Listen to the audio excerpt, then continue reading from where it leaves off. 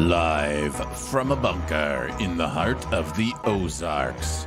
A podcast that is basically a remake of itself every week, so what's the big deal, actually? It's Sif Pop. Welcome to Sif Pop Weekly, streaming live most Fridays. Are available to download later in your podcast feed, unless, of course, you're a patron. Patrons get perks. Patrons get those perks. Let's get it popping. I'm your host, Aaron Dicer, and he has an unmitigated wrath for coconuts. It's Andrew Ormsby, ladies and gentlemen. It's true. Ahoy! Each week we'll chat about movies, TV, and whatever else from the pop culture universe is on our minds. And please welcome our first guest this week. He doesn't rise to the occasion. He sinks to the level of his training. It's Jonathan Watkins, ladies and gentlemen. Hello. That was eerily accurate. And give even more love to our second guest this week. He tries not to walk. He tries not to run. He tries not to stay all day out in the sun. It's Ian Whittington, ladies and gentlemen. He mostly succeeds at all of those things. Yeah, we got a fearsome foursome this week, and I will tell you right off the bat, the reason for that is three of the four of us are celebrating our birthday today.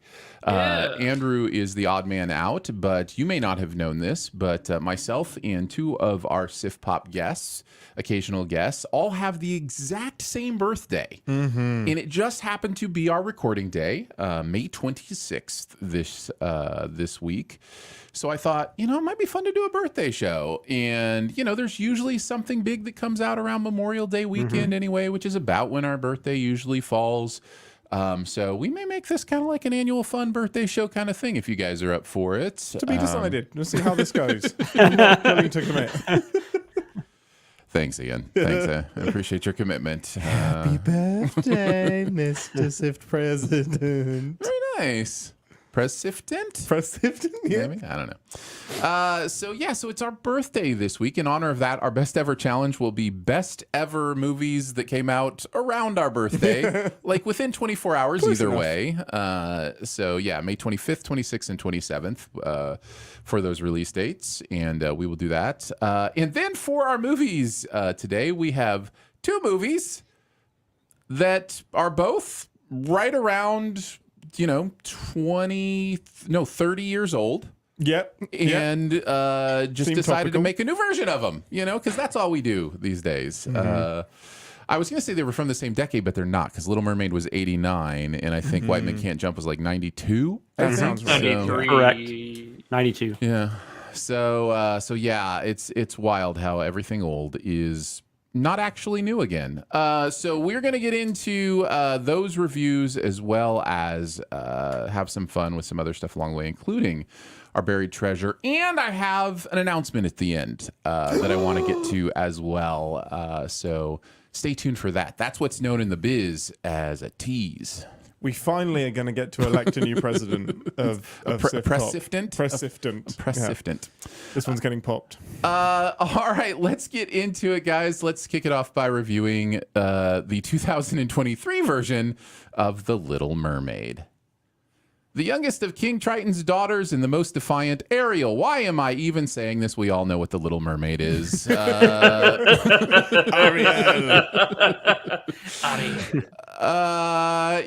The Little Mermaid is back. Disney is doing its thing. This time it's aquatic.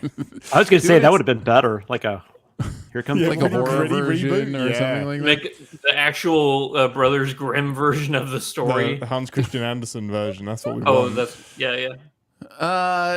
It's back, and we're dealing with a different group of people. It is live action as opposed to animated, although plenty of it is also still animated. I think Daveed Diggs is the voice of Sebastian, which I found interesting and cool.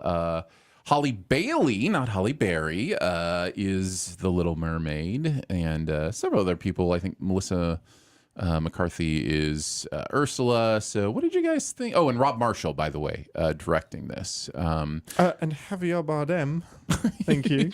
We'll get there. I just wanted a dub over No Country for Old Men quotes all over his performance in here. All right, let's get into it. Did you like it, love it, dislike it, hate it, or it was just okay? Jonathan, kick us off. I'm just gonna go with didn't like it. All right. Didn't like it from Jonathan. Andrew, what about you? Highsight liked it. Highsider liked it. Very nice. Ian. You're gonna love it compared to us. Nice. Then. It's okay, just okay. I'm on the high side of okay. I do think get there. I think there's enough here that kind of tips me over to the high side of okay. But Andrew, it's your favorite movie of the year, so you get to go Yeah. first. Absolutely. Tell us about some of the things that make you say you like this movie. It's beautiful. And you This said is high a- side of liked it, not just liked it. Yeah. High side of liked No, it. High Side liked it. Yeah. yeah. I mean, this is a gorgeous movie. There are some sequences that are under the water that are just breathtaking. There's like I just think of moments like whenever King Triton has like this cape of like a shimmer fish, like following him, and it's just Yeah, that was very cool. It's stuff like that is just, man, it's just a cool movie to look at.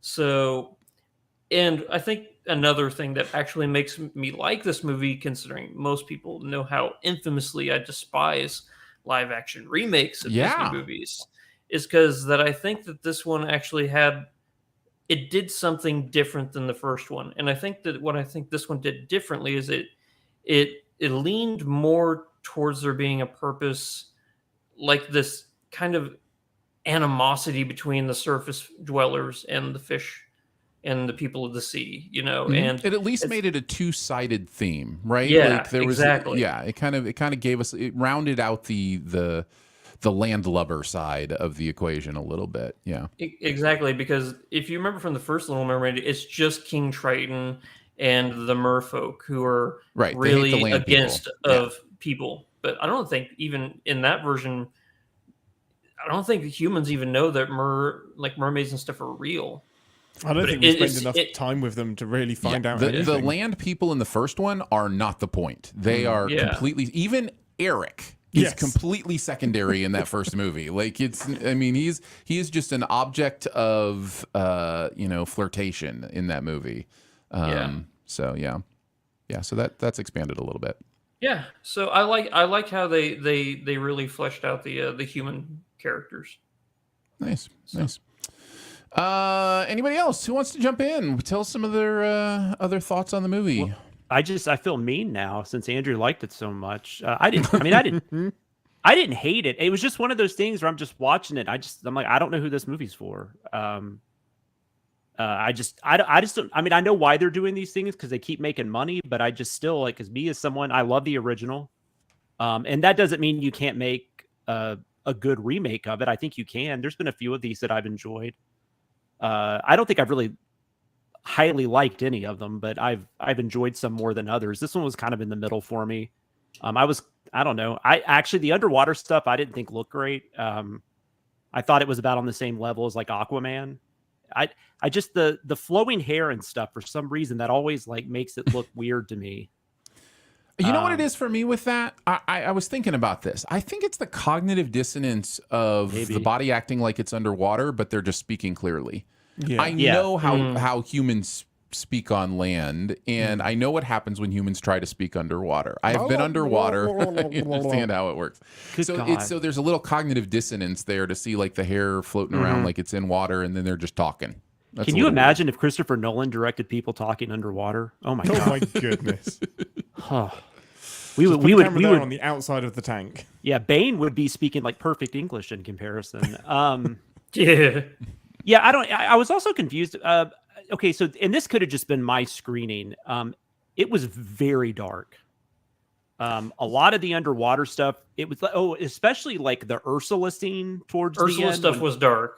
I could barely even tell what was going on. I think part of that too that was purposeful. Yeah, they didn't want to show the ship. They did not. Well, they didn't want to show giant Ursula. I think they knew they didn't have. Oh, okay. Yeah, the budget model down. I was thinking they didn't want to show the ship, piercing into her, which I thought was weird because they did that in the animated one, which was G. I don't know. That was interesting. Melissa McCarthy, the acting's fine. Melissa McCarthy's is different here, which I enjoyed. I love her in this. Yeah. Holly Bailey, very nice, has a wonderful singing voice. Oh my the guy who goodness, played Eric, she was... Could have maybe. Yeah, I still don't understand why our resident understudy didn't get the call to fulfill that role. I Sorry, know. Phil. Yeah. Javier Bardem. You'll always be my Prince Eric. Yeah, Javier Bardem's fine. I mean, he's always good. He's fine. I don't know. I just most of it for me was just I've seen this movie before, and there wasn't anything in there that was making it different enough for me to like appreciate it on any other level. I think it's a perfectly fine looking retelling. I mean, there's nothing wrong with it in that sense. So maybe it is okay, but like there wasn't a whole lot there for me. If you're a huge fan of the original, I don't know why this one's gonna be different for you, but I don't know. Maybe it is for some people. The other thing I started really getting confused about though was they seem to be making a point about the underwater people not liking the humans because they just like they kill them and eat them and all that kind of stuff, like the fish and stuff. Mm-hmm. Yes. But like, there's that scene where the stork, who's their friend, goes in the water and eats a fish right by them, and then they just go up and start talking to her like it's cool. It's no big deal. It's just Yeah. like, hey, just swallow my brother whole. And the mermaids and the mermen. I mean, Javier Bardem like picks a shrimp that's trying to get by him and just eats it. I don't know. That was something like, I guess I didn't think about stuff like that in the animated version. I don't know why, but like in this one, it just stood out to me more. Maybe because I felt like they were preaching a little more in this one, about how we destroy the waters and oceans and we pollute them.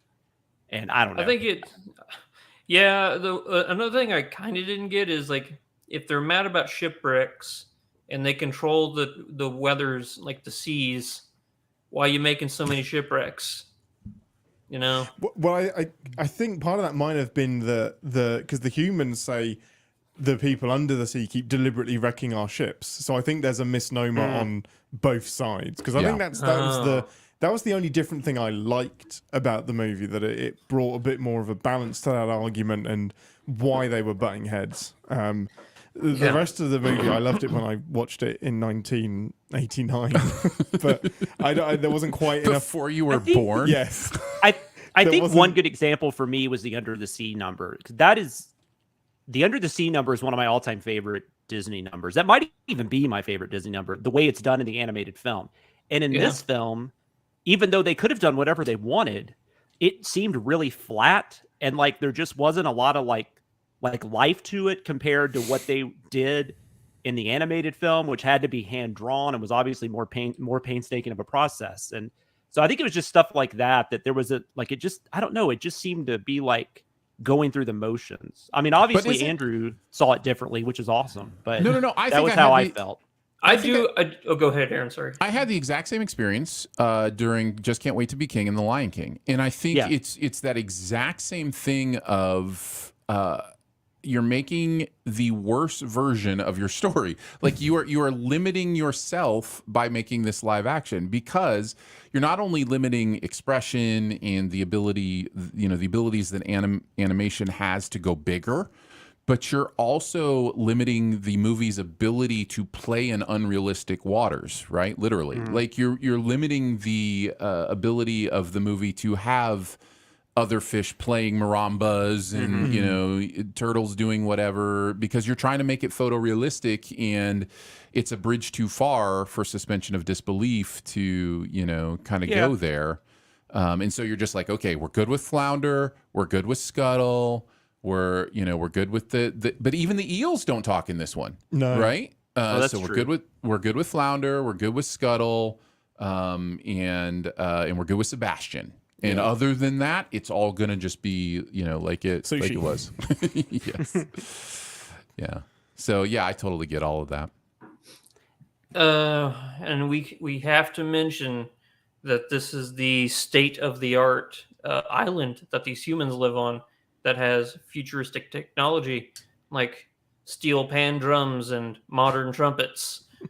In this what is this, 1700s era or 1800s? I would think.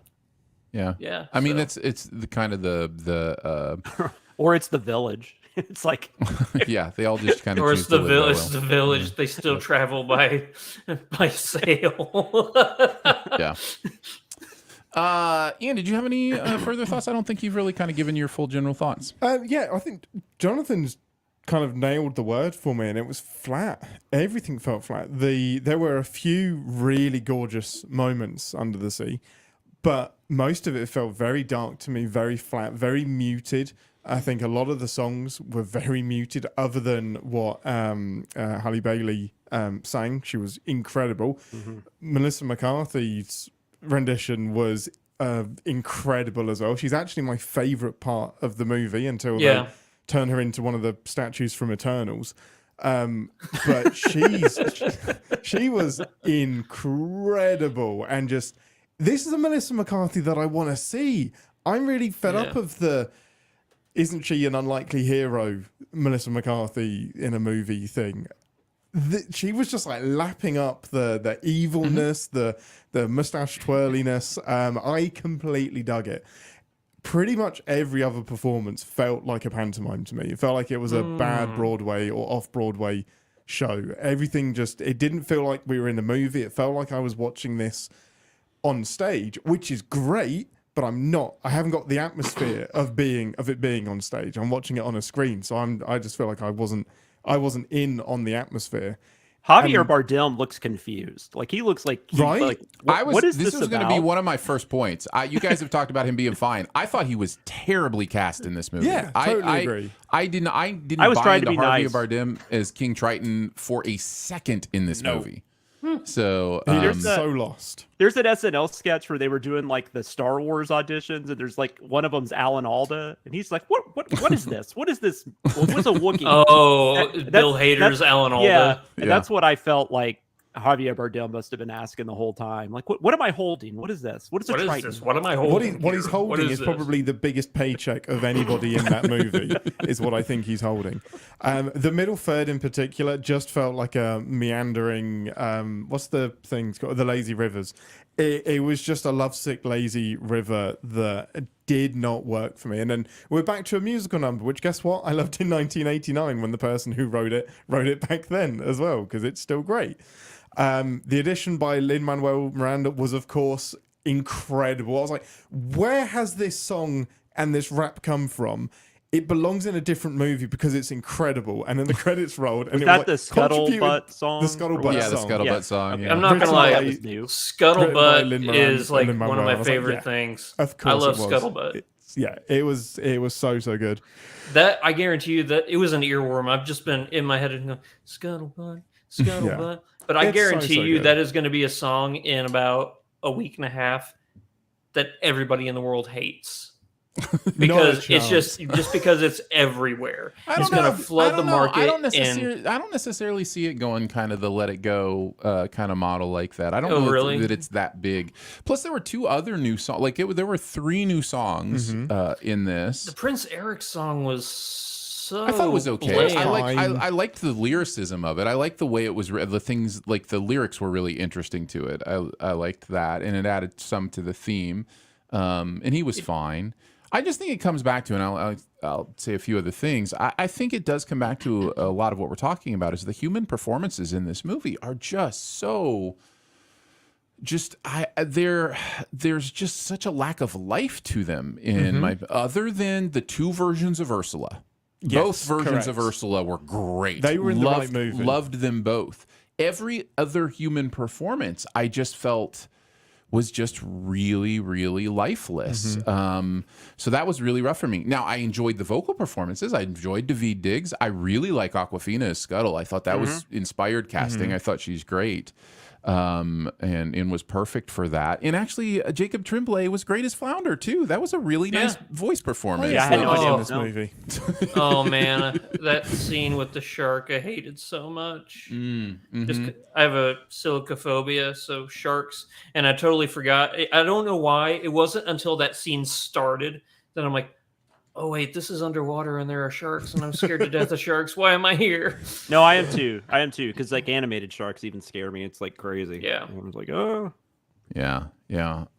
So I just thought there was such little life to the human performances, and because we're trying to make it realistic and be in this human world, I just did not think it was able to capture the magic in the same way as the original. And I also don't think it updated the story enough for me. Yes, there's a little bit of balance between, the dry and the wet, like the water world, not the movie, and the dry land. But overall, we are hitting the exact same beats of Ariel's tale, except for one exception at the end, which I don't understand how it really changes any. I think it's supposed to add to her agency, but I don't think it does that. I think it's actually a weird decision because it puts her in I'm trying to think how not to spoil this. It puts her in an emotional state that the movie has not said that she is looking to be in this movie at all. And I think there is I was crossing my fingers that they would change the story up a little bit and really play off of the idea of what it means to be a woman who loses who they are because of a man, kind of idea. And the idea that maybe the Ursula character and the Ariel character are kind of parallel lives that split somewhere, right? And that Ursula is the way she is because she was bitter about giving up herself, for a man, and really just doesn't want Ariel to make the same mistakes. But she's, you know what I mean? Like there's a really interesting version in there somewhere, but it just decided to do the same movie again. And, I get it. I think it put a lot of that effort into mirroring Ariel and Eric's background and how they both have these oppressive parents. With treasure, they both have treasure rooms. They're both in worlds that they don't necessarily want to be in. Eric's obsession with Eric's obsession with finding Ariel, though, in a live action format came off kind of creepy. Like it was creepy in the original too. I guess it is. I haven't seen the original. They're both kind of creepy. The immediacy of their attraction to each other is more than attraction. Lead to marriage. Within a week. Yeah. Well, in fairness, I think it doesn't here, but yeah. Also, when she turns into a mermaid in front of everybody, not one person runs away. Like everybody's just looking at her. Eric's mom's even like, "That's weird. She's a sea creature." She's a sea creature. So I feel like there's not enough really to. There's more here than there was in Lion King. I will say that Lion King is, I think, the primo example of. Don't change a thing. Just try to make it live action. Was it worse than Dumbo? Backfiring. What's that? Is Lion King worse than Dumbo? I haven't seen Lion King, but Dumbo was terrible. No, Dumbo is Dumbo's terrible. The worst. Dumbo, I think, is the worst of. Okay. Well, Peter Pan and Wendy is pretty bad too. Oh, I haven't watched that yet. But Dumbo is bad in movie ways, whereas I just mean the Lion King is just so much the same movie. There are a couple changes, but they don't mean anything. Well, there's no real people in it, right? It's all CG. That as well. That as well. And there are a few more changes here, but it's not enough for me. But I still there's enough here. Like the songs they're great songs and they're sung very well. And I did like some of the note progression changes on some of the moments in songs. It's hard to do a cover of your own song and change it in any way that makes it better. But I think there are a couple of good choices in that regard here. So there's enough that I would be on the high side of okay. But I cannot say that I liked this movie because I didn't. I liked how you guys were. I guess something that you didn't like is something that I did like, and it's how they mirrored Ariel and Eric's stories. I found that it made their romance that much more believable than the original one where they just see each other. Like this one, you can see that they have shared, like hobbies and stuff. Like he's showing her around his treasure room and stuff. And the fact that they're both driven by this desire to experience new. And that's what I love most in this movie is Eric's if he's going to be king, he doesn't want to be a king who secludes himself. He wants to be a king who's open to the world, who doesn't want to deny his people the experiences of the world. And I think that Ariel wants the exact same thing for the merfolk. So yeah, I think that it works a lot better in this one than it did in the original. As for the songs, yeah, I think besides Poor Unfortunate Soul, I think that all the songs in the animated version were better. But I do think that this version of Poor Unfortunate Soul with Melissa McCarthy was better than the original one. I think Part of Your World is much better in this one. I think part of the Holly Bailey version of Part of Your World is mind blowing. I think she just, and that's nothing against Jodie Benson because she kills it in those songs as well. But it's so much fuller, and there's more interesting things happening. I really did enjoy the music. It may be my favorite part actually. Is hearing the music kind of reinterpreted and in a theater, and I'm always gonna dig that kind of stuff. Any final thoughts? No post-credit scenes. Jonathan and Ian, any final thoughts? No agency for Ariel. Still. I think if you really want to see it though, I think you're gonna have a decent enough time with it. Like I don't think you're gonna regret going to see it or anything like that. I think your kids will enjoy it. Yeah. So it's fine. Yeah. I just wish it was better. Listen, if I can sit here and say, Super Mario Brothers movie is worth seeing with your kids, I can sit here and say The Little Mermaid is wish worth I'd been seeing on the show for that one. we're seeing with your kids. Stupid movie. I think my one last thing. I think there was a great change in one of the songs that I really, really appreciated. They finally fixed a very problematic line in "Kiss the Girl," which I thought was good. But they still kept "Down Where It's Wetter." They still kept that. So. Yeah, yes, they did. Yes, I feel like such a kid when I hear that because I'm just like. So there were some highlights there, but there was no penis castle on this, right? No penis castle? They did a good job. The castles were a little less phallic. So it was, I hope they were a little less phallic. That they've been it'd be very bad news. If I were to hear that they overcorrected, then I need to go talk to a physician. Well, it made them too yonic. Yes, yeah. All right, there you go. That's The Little Mermaid. We will move on to our next review. This time, we're going to do a movie that remakes a movie from about 30 years ago. In this case, we're going to talk a little bit about White Men Can't Jump, 2023. Seemingly opposite street hoopers, Jeremy, an injury-prone former star, and Kamal, a has-been prodigy, team up to take one final shot at living out their dreams. This is, of course, a remake of the Wesley Snipes and Hamish version from 1992. Woody Harrelson, that's his name. What did you guys?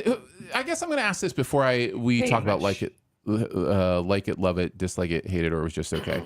Who has seen the original White Man Can't Jump the most recently? It's probably been. I probably have seen it the most recently.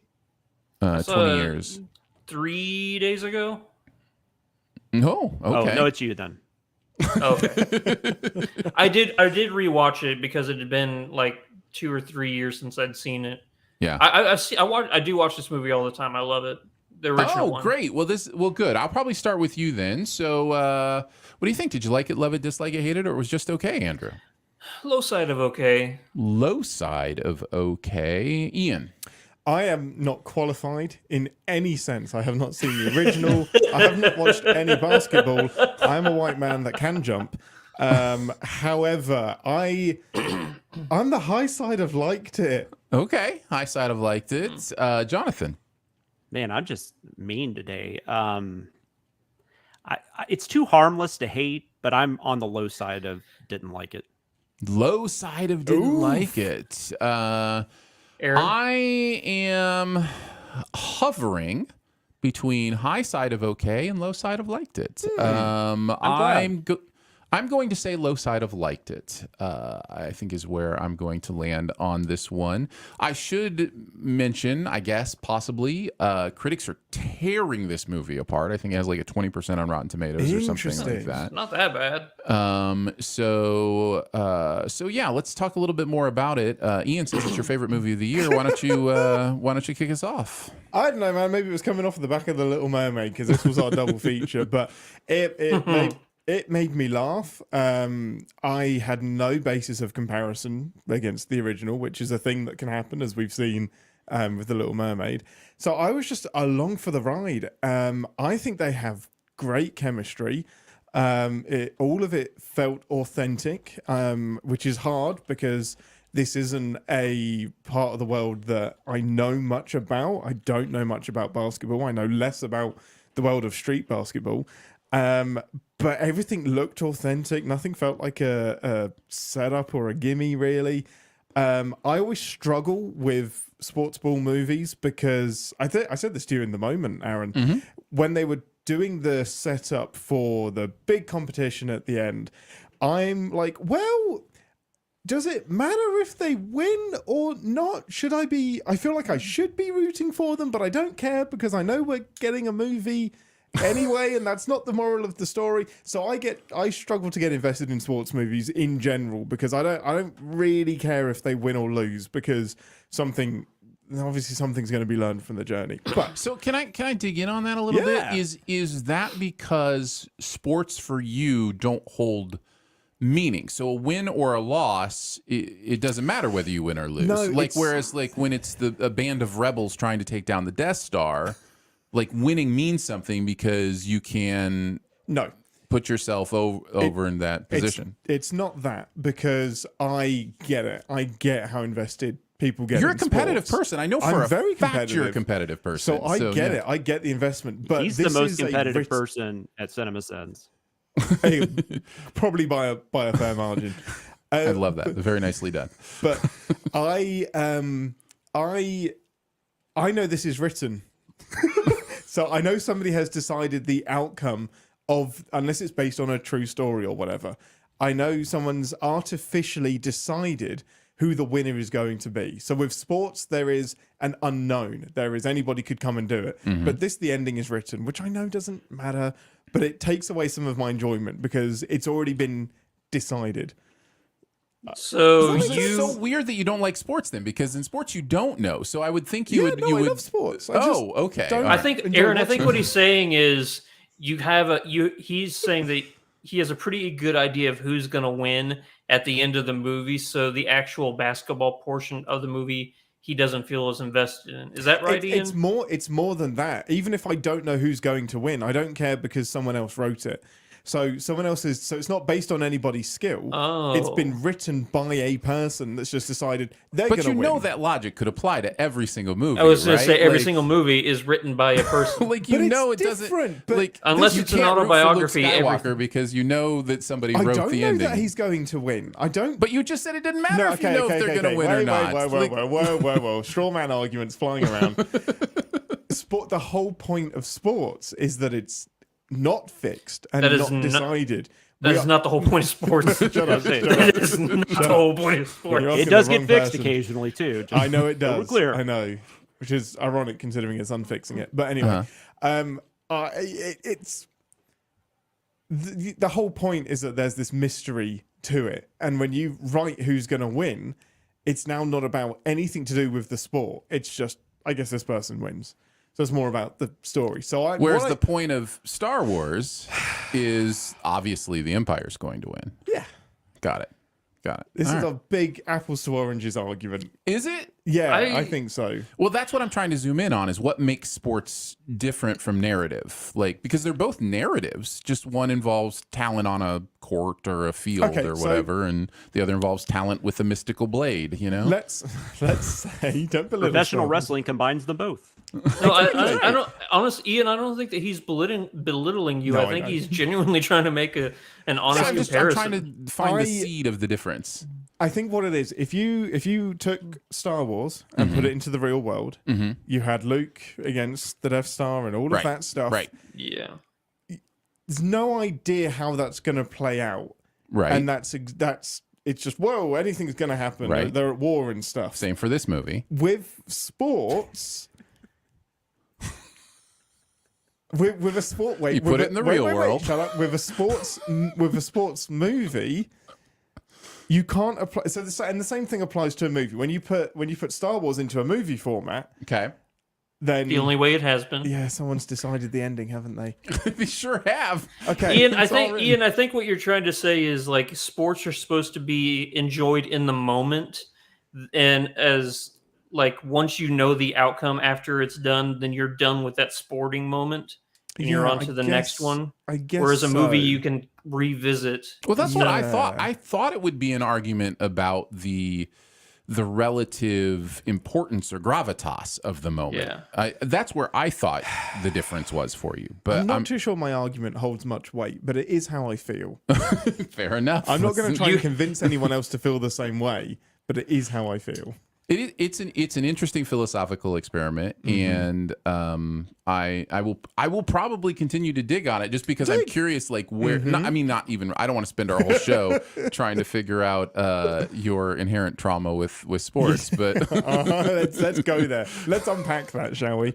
But no, back to the movie itself. The jokes landed. I thought it was incredibly funny.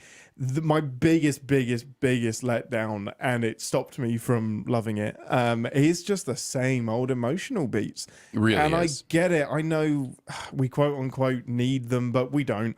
It's the same old money problems, let down the partner, lying to your spouse. It all works out because you do some big gesture. This is a rom-com from the 90s shoved into a funny sports ball movie. yeah, I'll go next. ball.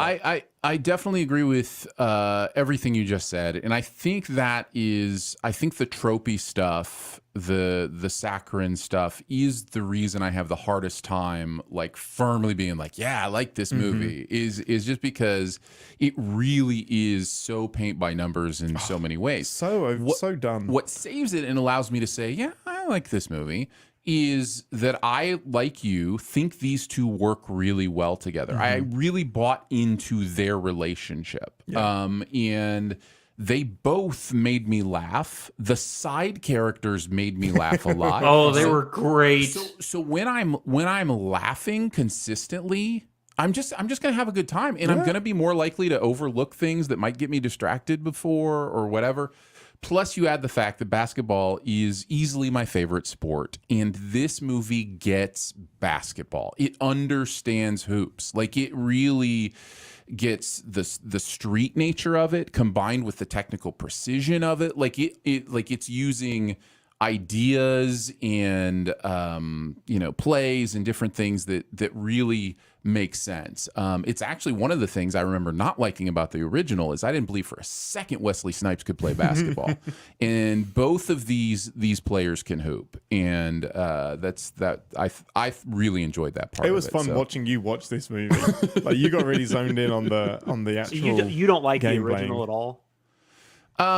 It's been too long since I've seen it to really declare, because I watched movies with completely different eyes than I did when this movie came out, and I saw it the first time. However, I remember thinking the basketball was lacking for me, and therefore it was harder for me to buy in. Although I also remember thinking Woody Harrelson was absolutely hilarious. It's interesting watching that movie again, like as an adult, because I hadn't seen it since like '92, and then we send it, and I co-wrote that script with fellow center Daniel Cardoso, and so I watched it a couple times about a month ago, and I hadn't seen it since I was a teenager. And it's also one of those movies too. It's one of those moments that rarely happens where you have these two people that just become movie stars, like right in front of you in that movie. Like, that was their movie, where Harrelson and Snipes. Plus, you've got Ron Shelton, and I don't think that dude can make a sports film. Like, he was involved in Bull Durham. He was involved in Tin Cup, White Men Can't Jump. I mean, that guy can make a sports film. I thought it was interesting. The director of this also did the House Party remake from earlier this year. So I thought that was this guy's got an interesting trend going here, where he's making he's remaking early '90s movies. But yeah, it's like this. I mean, I'm glad Ian enjoyed it so much. So I don't want to like crap all over him, but Please crap on it.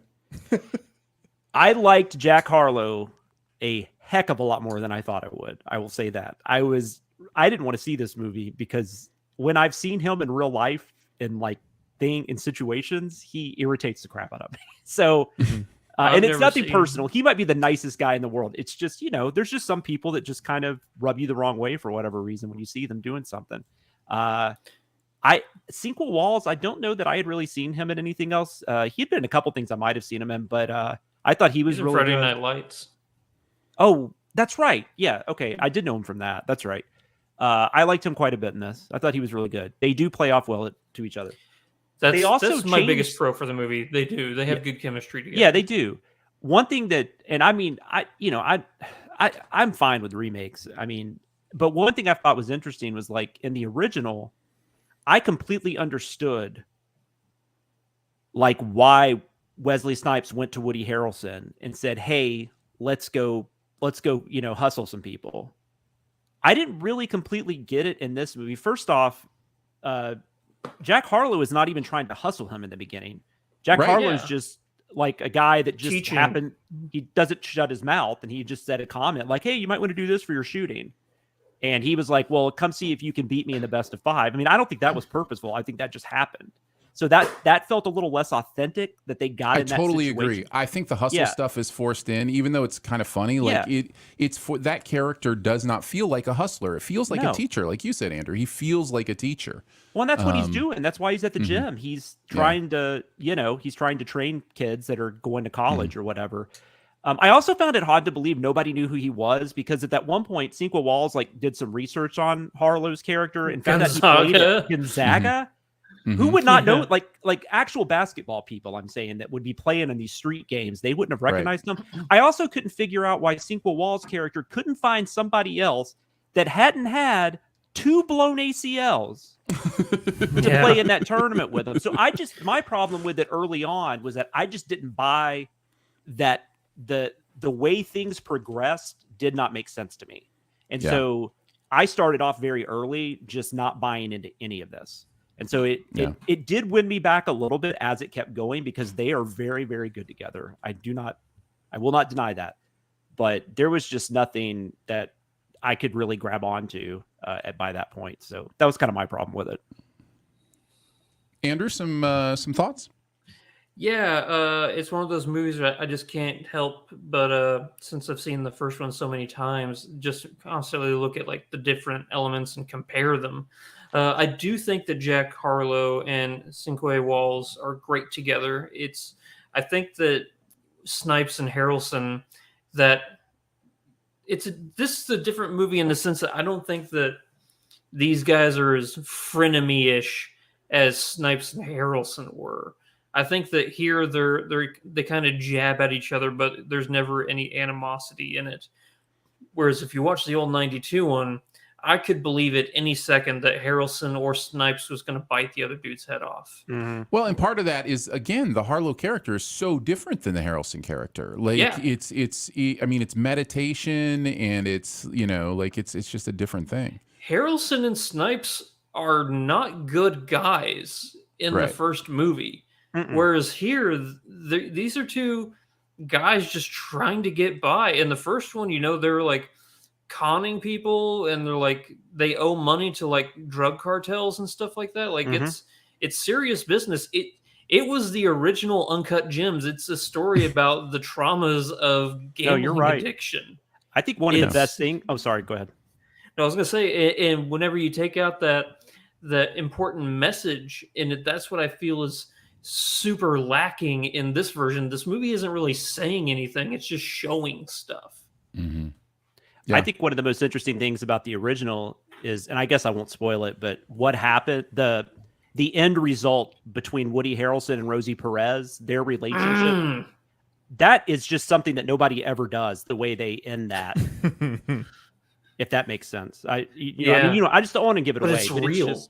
It's very real. Yeah. And I'm not saying the original doesn't have a lot of silly moments. It absolutely does. It has a lot of comedy. You got the guy going in the famous scene where the guy goes and tries to rob the liquor store, the gas station, and the guy Oh, goes, he's like, "Is that you? Is that you?" And then too?" he just ends up selling him the gun. yeah, he sells him the He gun. tries to sell him the gun he just tried to rob him with. It's great. But yeah, no, I agree with you. I think the original has a lot more to say than this. And movies don't have to always have something to say, but that is definitely a difference. Yeah, I do think that this movie did have something to say whenever it came to living up to a legacy or trying to fulfill a destiny. yeah, which but is that's kind of lead that's me. the stuff though. That's the stuff that's old as moldy bread. Like it's just we've seen that theme and idea so many times in this exact same way. Maybe it's just because Lance Redding just passed that. I'm Yes. feeling a lot of more weight. Mm-hmm, to sure, a lot of it. Totally. Yeah, I think the real world can sneak in there because we know that, Maybe that's that Lance what's just going died on. recently. Yeah. He's good. He's good in it. Sure. Let's see. Let's do one last thing. What do you guys? What's one more thing that you want to mention about this movie? No post-credit scene. I'm just gonna go with the visceral. Every single time he jumps and then his knee.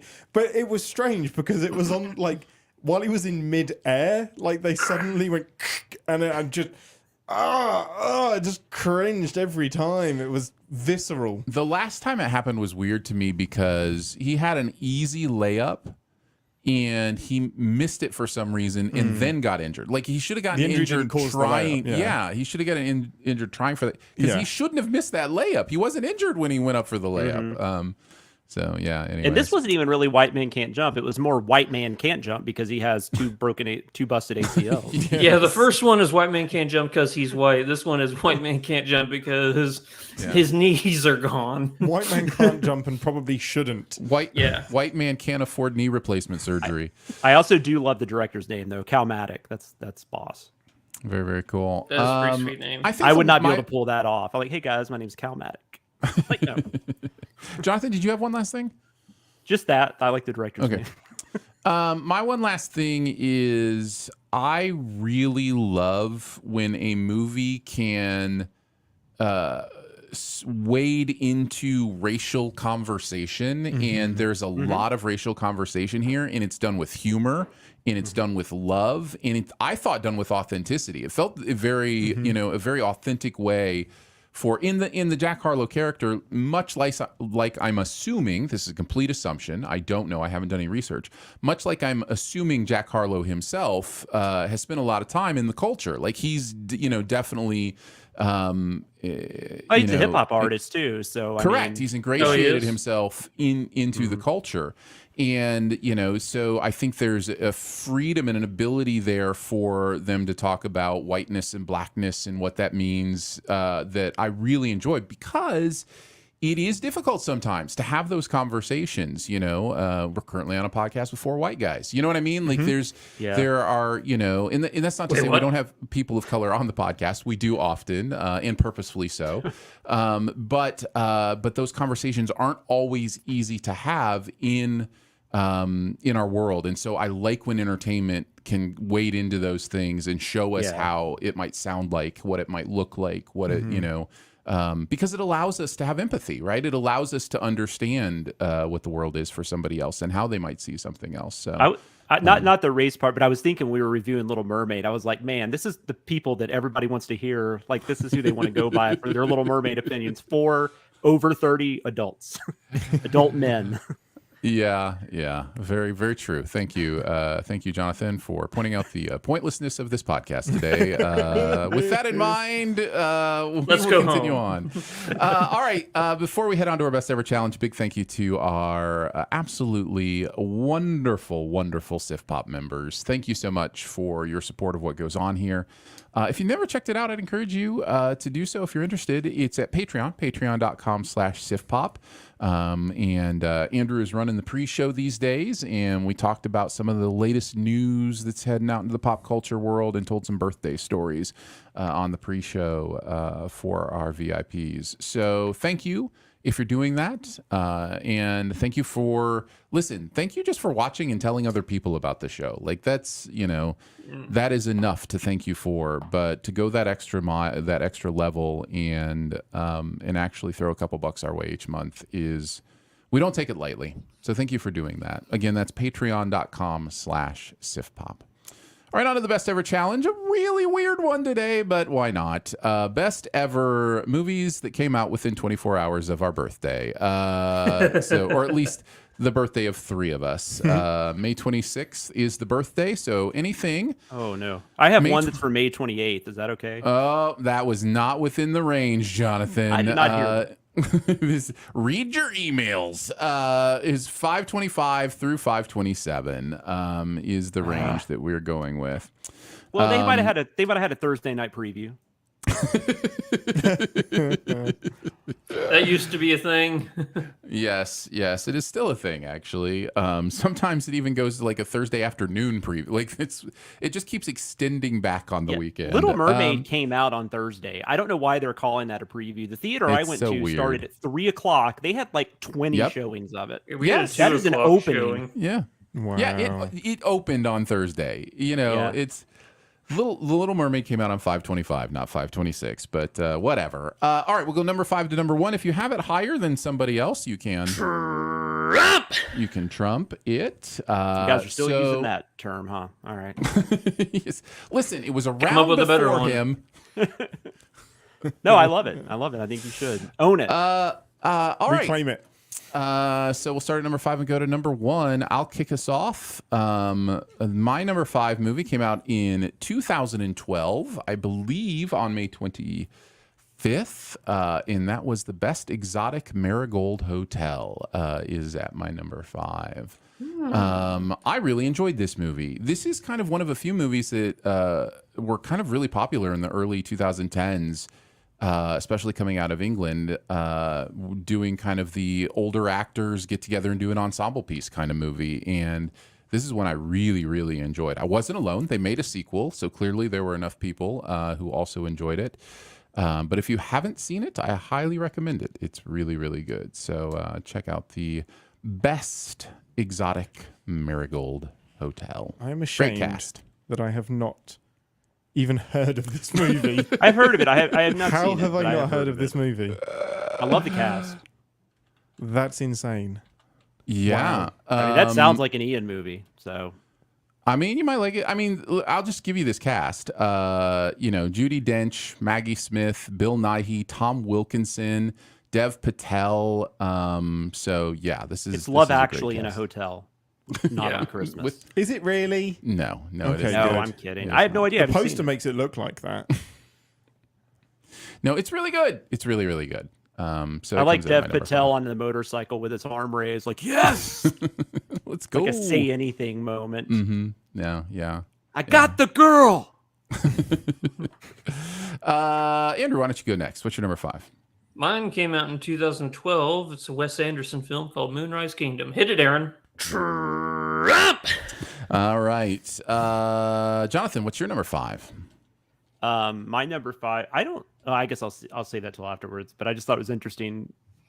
I didn't realize my dates were like this. But anyways, this is one that's totally fine. It came out on May 27th. And I will love any of you if you have this higher. I will love it. May 27th, 1988. It's a little ditty called Killer Clowns from Outer Space. What? No. Nice. I've seen this Killer movie. Clowns No, from Outer have you Space. seen this, Aaron? I haven't. No. You really, really need to watch this movie. It's a You great do Halloween too, watch. It's a great Halloween watch. Adding it to the letterbox right now. It is so much fun. It's a bad movie. It's a really bad movie. But no, it's not. I think it's a good bad movie. Well, and I don't mean that in the sense of like The Room or I see what you're something. I saying. mean it's like a badly made movie that's good. Well, it's a very purposefully made ode to like 1950s B movies, except it replaces giant monsters with giant killer clown aliens that come down and they put up like a big tent in the middle of the forest and they lure people there and do things to them. It's very charming. It's quite funny. and intentionally funny, not unintentionally. It also actually manages to be a little creepy just because I think the clown designs were really good. The Chiodo brothers who directed this, they're special effects guys. They're probably most well known for creating the Critters in the first Critters film. I think this might be the only film they directed. They have still to this day been trying to get a sequel to Killer Clowns from Outer Space made. It was not a hit by any means in the theater, but it was a huge cable mainstay when I was a kid, when I was like going to my like early teens or whatever. So that's where I saw it like several times. And I think I even enjoy it more as an adult just because I have more of a knowledge now of like the types of movies that it's, it's making fun of it. Not really making fun of. It's not a parody. It's definitely trying to be the thing that it is. But it's this is definitely a cult classic horror film. Yeah, for sure. So I couldn't put it higher than 5, but I didn't know how to leave it off. Nice. That's fair. Just doing because it's just a movie I've seen it. I mean, all the movies that came out, other than a couple, I've probably seen this the most. Maybe other than my number 1 and number 2. So well, I have added it to the Letterboxd watch list, so at some point I will get around to it. So, Killer Clowns from Outer Space. Ian, what's your number 5? It is interested if this is going to get trumped. It is the 2014 entry into the X-Men universe, Days of Future Past. Nope. Hold One up, of my honorable Aaron, or mentions, Ian. Days of Future Past came out on the 28th. Yeah, Days of Future Past was not eligible for this category. Oh, do we really have to pick another one if we did the 28th? Oh, really? Phil already got my shoot. graphics. Oh, dang it. Now, if you want The Last Stand, that came out. You can use The Last in the Stand. category. Okay, in that case, Return of the Jedi. Or Fine. Apocalypse. No, I'm just, Would you say Return of the Jedi? Return of the Jedi, yeah. why Aaron, not? if you wouldn't mind. Cool. That's my number 5. I've got to find another number 4. You got time. Sorry, Listen, Phil. I don't understand why it's so hard to understand this fully arbitrary and nonsensical then rule. I actually don't know Aaron's number 1 because his would not be eligible, but I was thinking. All right. So back around to me for my number 4. Aaron, Singing in the Rain was like 2 days off from this I list. know, Sorry, I know. buddy. That's all right. All right. So my number 4 might get trumped. I don't know. Top Gun Maverick from last year. Do it. Honorable mention. All right. It was my number 4 as well. All right. So this. Oh, shoot. It's my number 4. Oh, well, then we can just talk about it. Well, wait, John, you It's had my it higher. honorable mention. Oh, okay. Why do you hate this movie, Jonathan? Yeah, right. seriously. That's right. We've talked about a lot about this movie in the last year because it was probably the biggest surprise and is it fair to say the biggest hit of last year? For me. Just with all kind of audience. I just think the staying power of it probably the only one that would compete with it. Maybe The Way of Water had a lot of staying power, but I think this was a bigger hit than The Way of Water. Is what it should be. If you consider it that way. So, yeah. What do you guys want to mention about it, Andrew or Ian? I love it. Hold My Hand. I've been listening to that song a lot lately, and it could have given the RRR song a run for its money at the Oscars. The more I listen to it, the less certain I am feeling about my pick, even though I know that we were right. Just dial up that RRR song and watch it once, and it'll all be okay. Get that I gotta video give me some on. suspenders too. Jonathan, what is your number 4? I really like Top Gun Maverick, by the way, just not as much as well, my number 4 was going to be the amazing Rennie Harlan vehicle Cliffhanger, but it can't. No. Yeah, I just That got the came out on 4K steelbook of that 5/28. today. Huh? I just got the 4K steelbook of Cliffhanger Oh my today. God, I love Cliffhanger so much. That might be my favorite Stallone film now. I don't know. It's up there. I'm probably missing something. Yeah. Although another Rocky. Stallone film that I almost wanted to pick but wasn't eligible was Rocky 3. Both movies better with Kevin Kline, I think. So I will pick my which is first honorable weird. mention. I guess I'll throw in my number 4. Aaron. Yeah, I heard that. There's like no one that's going to understand that except for me. And No, Aaron. that is a No, reference there isn't. nobody will get. Yeah. Oh God. Now I'm getting mad again. Short-circuited you. I love it. Getting mad. Anytime you want to derail Jonathan, you just Mention mention Kevin Kline. Hey, Kevin Kline should be in Tango and Cash, and you'll piss me off. Yep. He should have been the one who can't no, jump. I'm going to go with my first honorable mention for my number 4. This actually came out on May 26th, 1971. It is a movie that was actually remade 6 or 7 years ago. It's called The Beguiled. This is, Ooh, okay. I believe it's Don Siegel, but it's definitely Clint Eastwood. And it's Clint Eastwood plays this guy that basically he's wounded, he's hurt. I can't remember what war it is. It might be the Civil War. I can't remember, but he gets hurt. He ends up in this convent, and these nuns are taking care of him. And I don't really want to say anything past that because it's a wild movie, and it's especially an interesting movie in 1971. Because that's a Sofia Coppola movie, isn't it? Yeah, that she remade it. Yes, correct. Yeah. With Nicole Kidman. Yeah, they're very similar. But I will say, I mean, it just plays really interesting in 1971 because it definitely plays more like a male gaze film versus the Sofia Coppola movie. Mm-hmm. But I think that actually works for it in a weird way because it just, I don't know, it just makes it a little more tense. It makes it a little, it definitely feels almost more like a horror film at times than just a straight up drama. Or at least a thriller. It feels like more like a thriller, which makes sense. It's Don Siegel, it's Clint Eastwood. They did Dirty Harry together and whatnot. So, but it's a really, really cool film. It's a film from the 70s. I don't think it's talked about enough, even though there has been a remake. But that remake, I guess, wasn't, a big hit or anything. So most people might have forgotten about that at this point. But it's a really good movie if you're in the mood for something from the 70s you haven't seen. My dad handed me the DVD of this 3 years ago, and and now I feel really bad for having not watched it because I'm like, I think you'd find it really Clint interesting, Eastwood, but I haven't heard of this movie. It's a tough film to watch at times too, just because of the subject matter. I don't know. It's really interesting. It's really interesting. I like it quite a bit. It's now further up my list for sure. It's now just gathering dust. I hope that's a good thing. You might hate me after you watch it. I don't know. One thing I can be certain of when Jonathan's on the show is that my Letterboxd watch list will beef up by the end of the show. So nice. I've added that one as well. All right, on to our number threes. I would be surprised if this one didn't get trumped. I have 1979's Alien. Trump. Yeah. Number Trump. All right. Andrew, what do you have at number three? It's going to get trumped. I have A New Hope. Trump. Oh, wait. Actually, hold on a second. I might. Oh, yeah, Trump. Oh, no. I have it at number 3 also. Sorry. Ian, what do you have at number 3? I am Indiana Jones and the Last Crusade. Also not eligible. Not eligible. Wait, what? Oh, for good. The Beguiled. That's what I thought Aaron's number 1 was going to be. I do love The Last Did Crusade. this say I wish this it on was the eligible. email? I thought it But just Okay. said May 26th-ish. That's all I read. Yeah, No, it said within a You day. didn't give us Either a way. range. I I did missed in the that email part. within a day. He did. Either way, yes. Because I followed the rules. Okay, fine. A New Hope.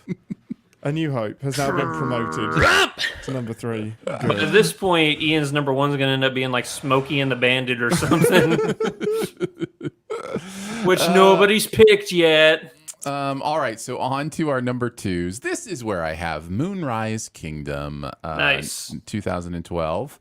I have recently decided that this is my favorite Wes Anderson movie, even above Fantastic Mr. Fox, which used to hold that term. I just think there's something so interesting about this story and these kids, and it's quirky as all Wes Anderson things are, but I just think the narrative here is it draws me in more than any other Wes Anderson movie does. So yeah, I really, really like Moonrise Kingdom. It's really good. It was an honorable mention for me. I think Andrew, you had it at number 4, I believe, somewhere. around there? 5. Number 5. Yeah. Did you want to talk about it a little bit? Yeah, it's. I wish Bruce Willis got to do more films like this, because he was just absolutely great in it. He was probably, besides the kids, he was probably my favorite part of the movie.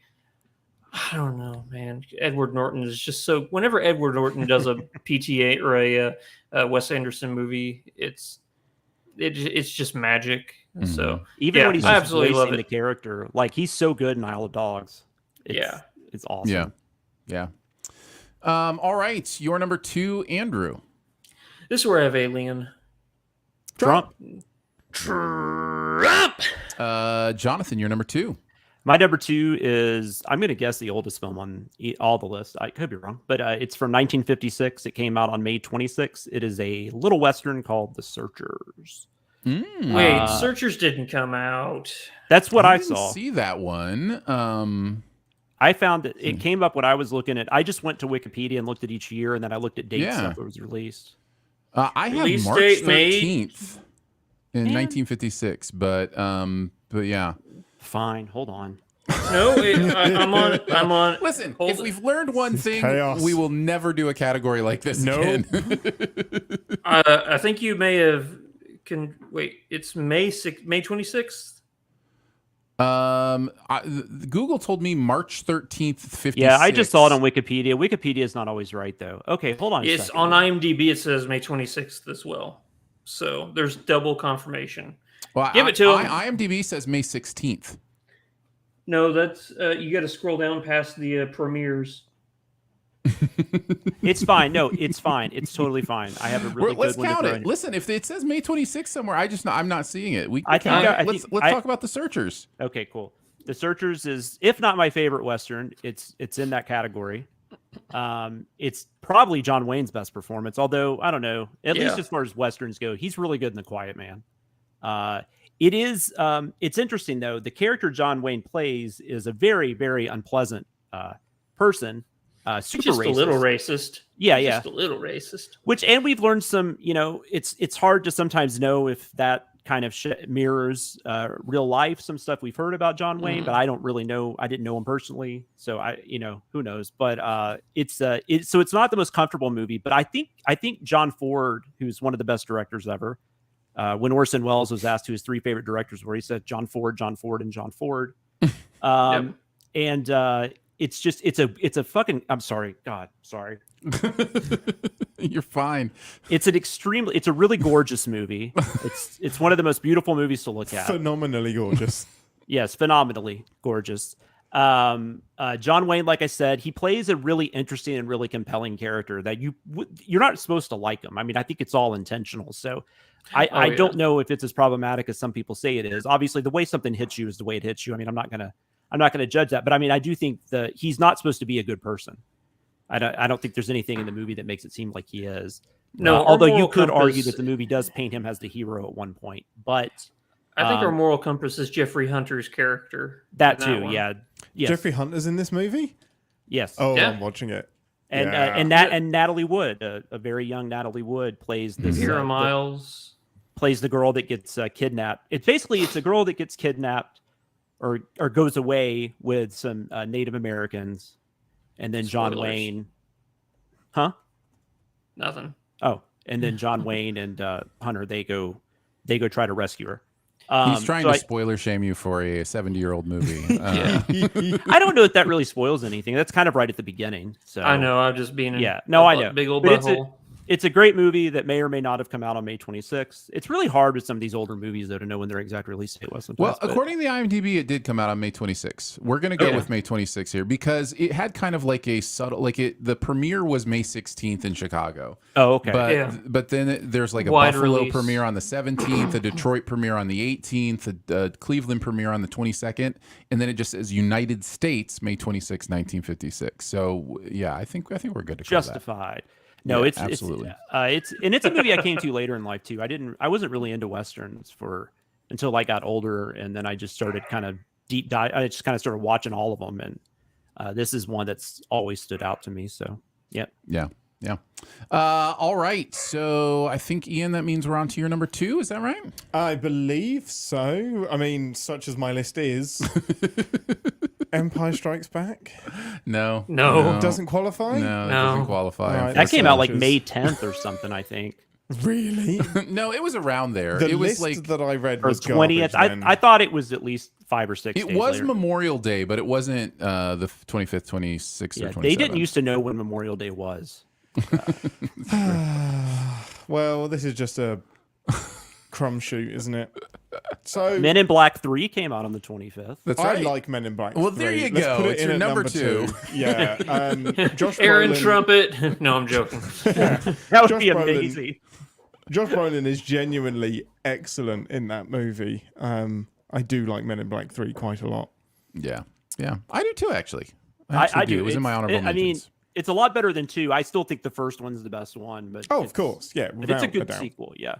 That 2012, that Memorial Day 2012 was a strong. good weekend. It was Moonrise Strong. Kingdom, Best Exotic Marigold Hotel, also The Intouchables.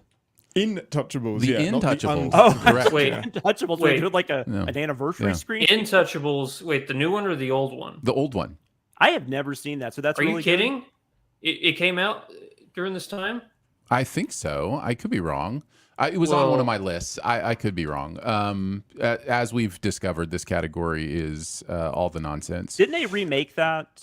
And, They like, did with Yeah. Cranston, right? and Kevin Hart. Was it that Kevin- movie? Yeah, I think Okay. so. Yeah.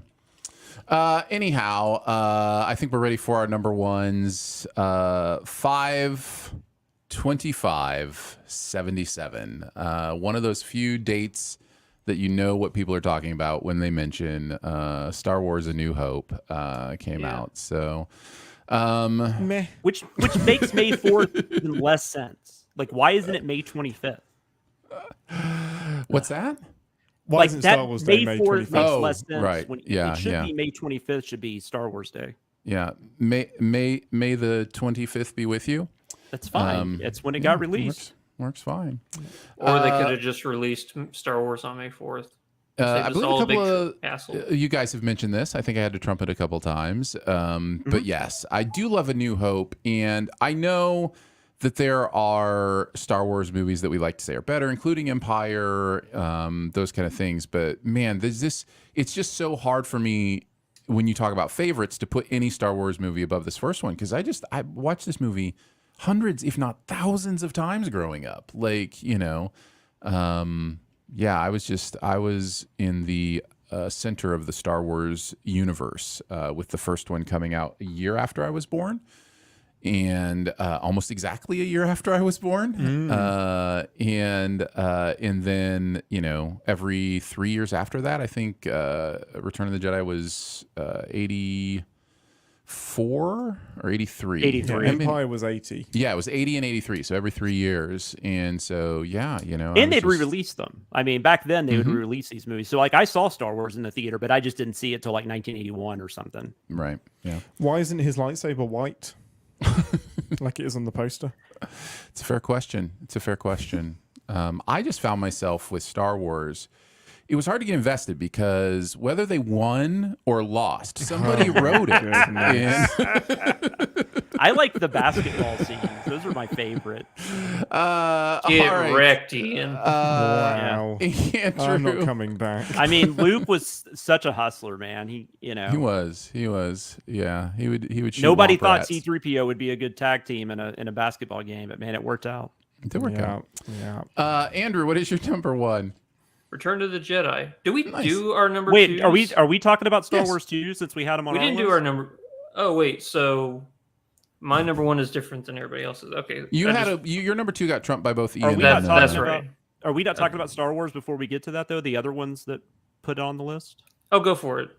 I don't care. I was just curious. No, sure, go ahead. It was my number 3. So yeah, chat about it. I just wanted to say, just to echo off what Aaron said, and I say this, Star Wars and Empire, and I refuse to call it A New Hope. I refuse to call it Episode 4. It is Star Wars. That is the name of the Sure, freaking movie. I understand that.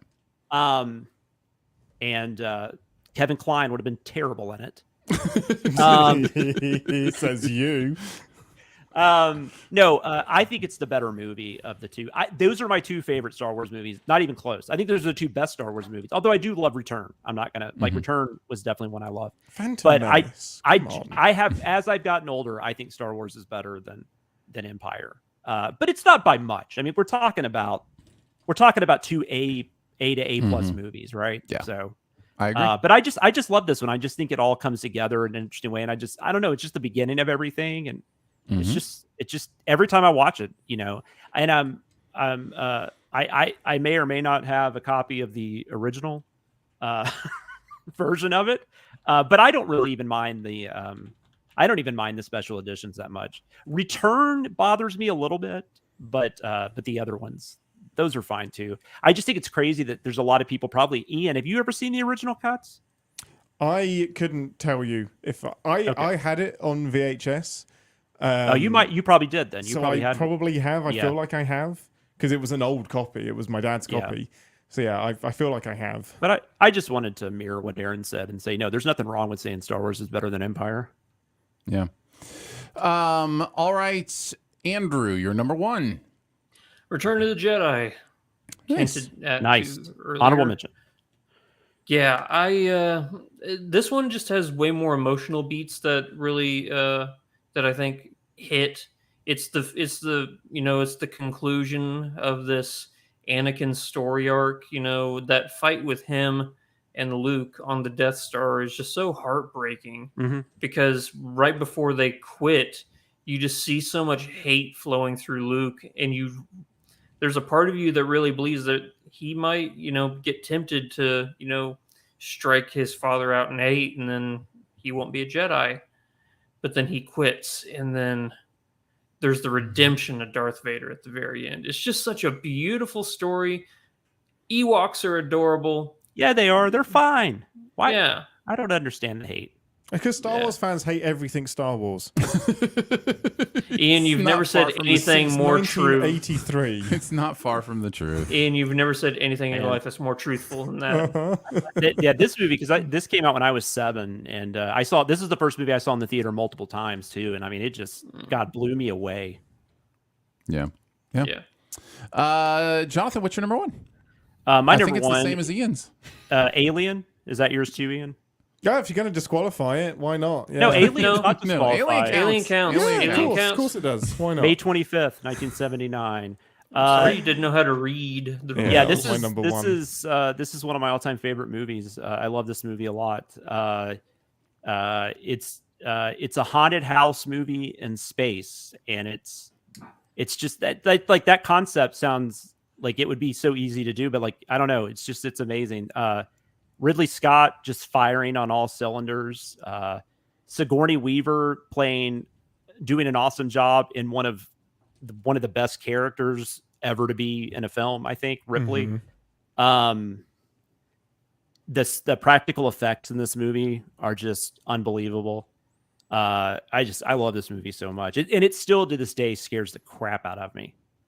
There are genuinely, there's still, like, even though I've seen these moments so hundreds of times, I still oh God, sometimes I have to look away. It's crazy.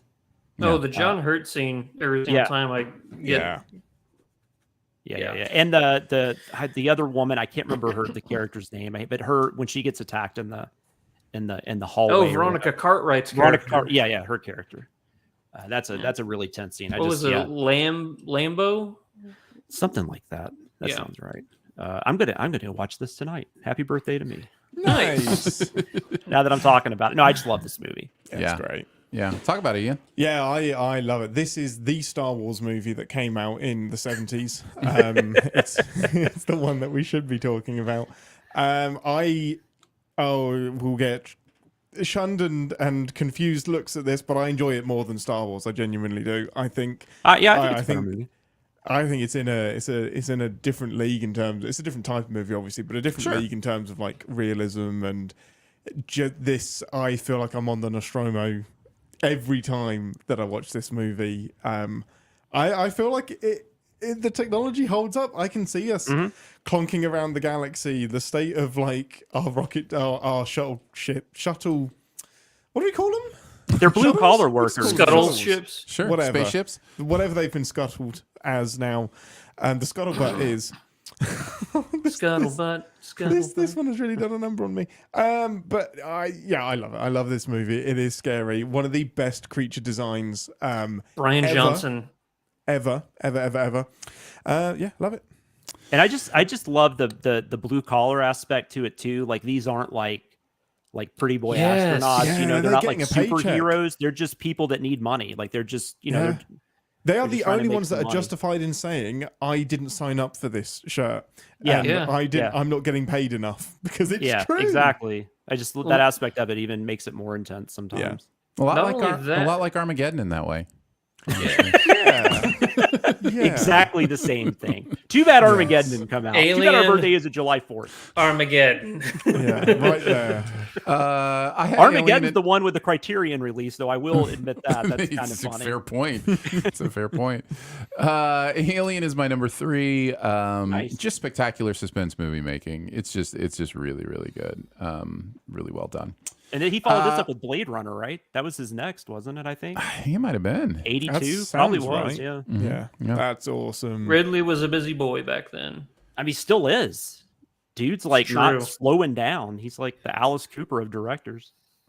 All right, I'm going to run through some honorable mentions. If I missed some of yours, then you can... I'm not saying any of mine. I'm not mentioning another damn movie. I think all mine are ones you guys had in your list. I think. I wanted to mention Close, which came out last year. Came out the same weekend as Top Gun Maverick, and it's really good, and a lot of people haven't seen it, so high recommend for that.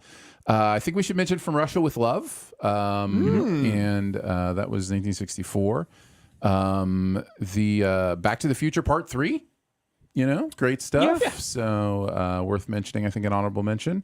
So yeah, and I like Solo more than most, so I'll throw that one out there as well.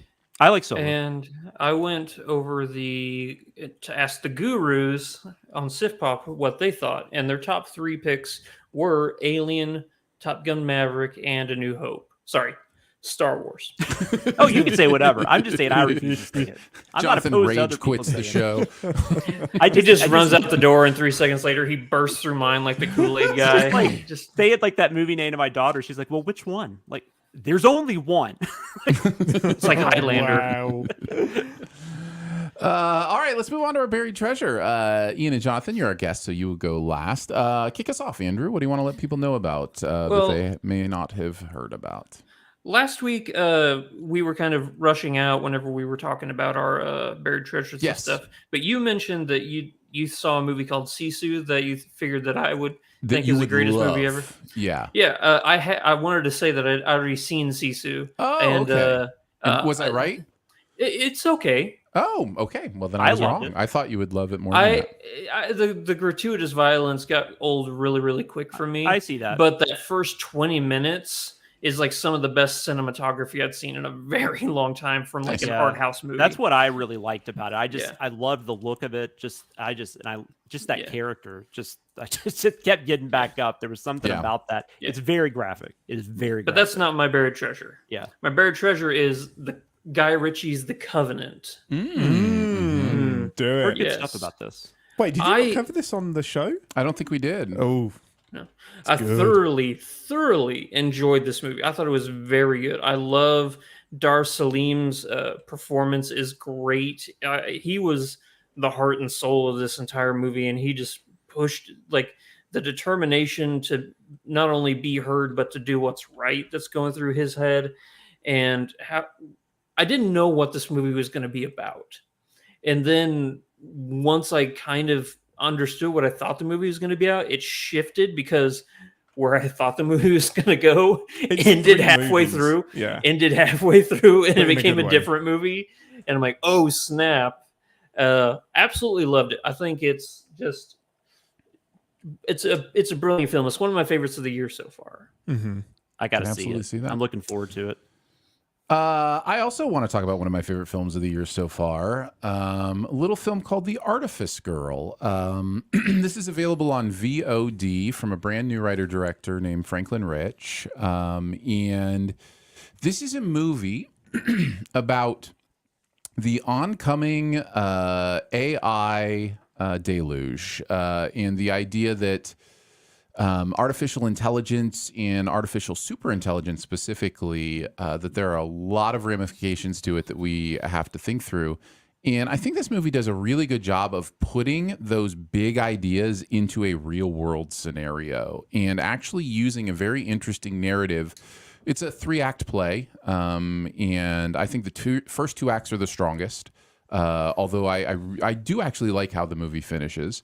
But this, if you want to know the recipe for a movie that just gets Aaron, this is the recipe where it has technology, the idea of what will the future be like, the idea that there's so many questions this movie leaves you with, like conundrums that you kind of like walk away going, you know, how do I feel about this? What do I think about this? I found this movie to be bold in some really interesting ways and really well done. And there's even some really neat little directorial flourishes that he does in this that are subtle and I liked a lot. So The Artifice Girl, which is available on VOD, I think it's like $5.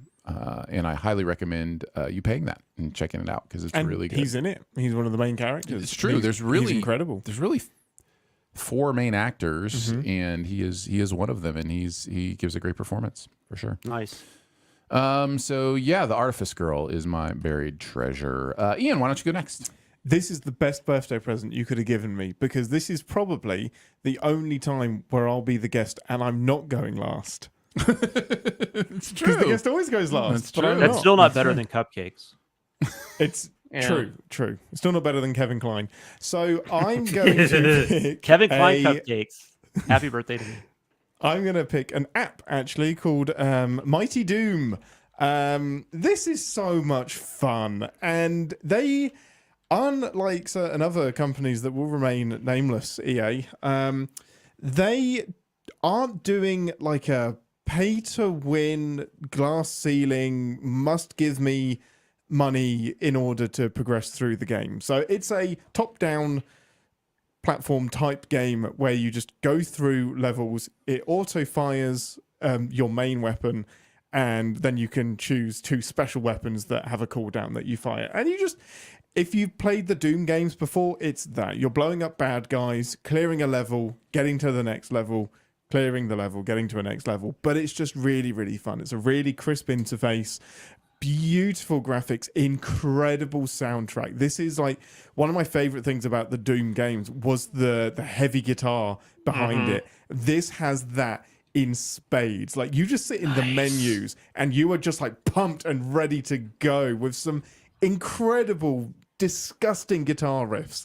When the Doom music kicks in. Yeah, it's so good.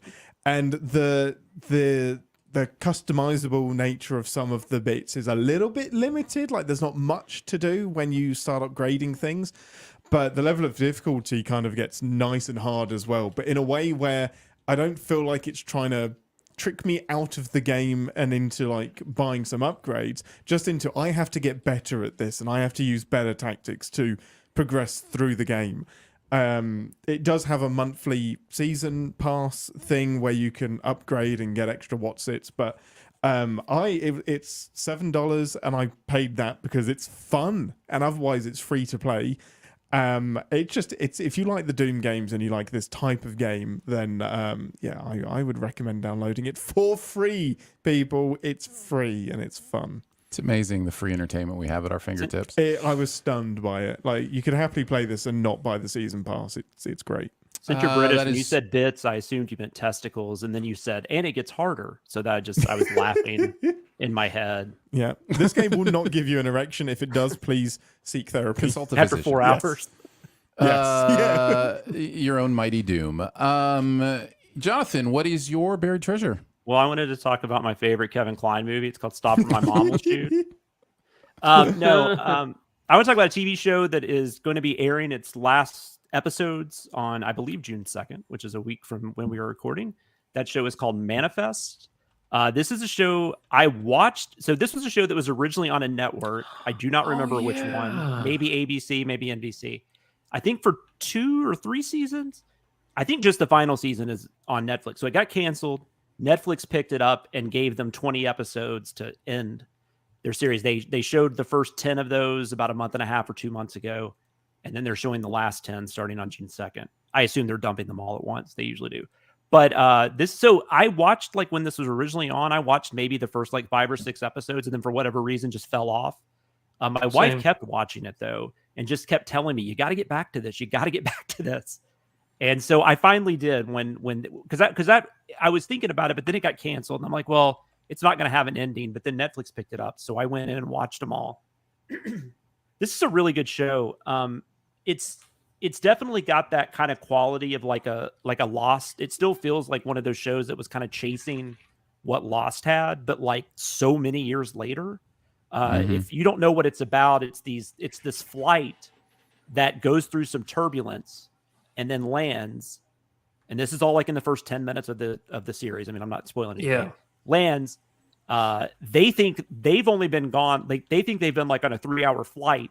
When they land, they find out they've been missing for 5 years. I think it's 5. And and so it starts off basically about just kind of trying to figure out what's going on, but also just all the changes and stuff that have happened with like their loved ones and their kids and, all that kind of stuff. But then it really, like, one thing I figured out, especially about like maybe the second season, you can tell that like they clearly had a plan. Like this isn't like, in that way, it's not like Lost, or it doesn't feel like they're just making up stuff as they go. It's a really tight narrative, which I love. And I can't wait to see how they end it, because one of the best cliffhangers I've ever seen was at the end of the first 10 episodes. So I'm really, really excited about it. So if it's a show, because it was on a network, maybe you never watched it and just didn't think anything about it, it's definitely one I would urge you to pick up. And it's really not that many episodes, because even most of the network seasons, I think they only aired like 15 or 16, so it's not super time consuming. As it's not like a Law and Order or something like that, but yeah, I recommend it. Manifest. It's good stuff. There you go. That's Manifest on Netflix. Mighty Doom is available in your app store. The Artifice Girl is on VOD, and Guy Ritchie's The Covenant also just landed on VOD, if you want to check that out. Before we finish out today, I mentioned we have an announcement, did a tease that I have an announcement. And I felt like this was something I owed you if you are a fan of the podcast, if you're someone who's listened for a while, or even if you're just tuning in for the first time. This podcast has, in some form or another, been around over a decade, and we have, as much as possible, brought you content every single weekend to be able to bring you stuff for those 10 years. I'm not saying we didn't miss a weekend, but usually we'd put up something small or, whatever That's those impressive. weekends. I am entering into a season where I'm going to be doing a little bit more traveling, and I wanted to let you know and just be honest with you that is no longer something we are going to make an extended effort to make happen. There will be weeks where Sif Pop will go dark, and I wanted to let you know that ahead of time. One of those weeks will be next week, so wanted to let you know that. And I think it's going to work out just fine. I honestly think many times, because we review 2 movies a week, oftentimes we're pulling in things like White Men Can't Jump, or the week before it was Hypnotic, or whatever it might be, that we don't necessarily need to review on this podcast. So when we come back 2 weeks from now, we'll be reviewing Spider-Verse. We'll definitely have, some conversation on that. And we'll be reviewing Rise of the Beasts. So there will be 2 big movies for us to chat about on that weekend. But I wanted to give you a heads up, let you know about that for this coming season. And thank you for your support and your patience as the show evolves and continues to, do different things. We're not going anywhere. They're just going to be some weeks. I would say multiple weeks a year, maybe even like one a month, where the show will go dark. So, and we'll do our best to let you know ahead of time, just so you're not, confused when an episode doesn't show up, something like that. As it happens.